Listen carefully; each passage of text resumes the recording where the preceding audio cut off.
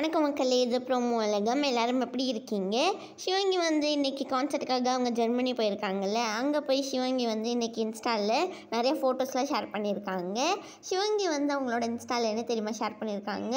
மலேசியாவில் வந்து ஜூன் 15 அன்னைக்கு ஹர்ஷவர்தன் ஒரு கான்சர்ட் பண்ண போகிறாங்கன்னு சொல்லி ரீசெண்ட் வீடியோஸ்லலாம் பார்த்துருந்தோம்ல, அதை ஹர்ஷா மட்டும் பண்ணல, நம்ம சிவங்கியும் ஒன்றா சேர்ந்த மக்களே பண்ணுறாங்க. இதை பற்றி தான் சிவங்கியும் அவங்களோட இன்ஸ்டா ஸ்டோரியில் வந்து ஷேர் பண்ணியிருக்காங்க. அதுக்கப்புறமா இன்றைக்கி 5 மணிக்கு ஒரு நல்ல விஷயம் வருது, எல்லாரும் வந்து வெயிட் பண்ணுங்கன்னு சொல்லியிருந்தாங்களா ஹர்ஷவர்தன். அது என்னென்னா, அவங்க வந்து ஒரு குத்துப்பாட்டுக்கு டான்ஸ் ஆடுற வீடியோ தான்.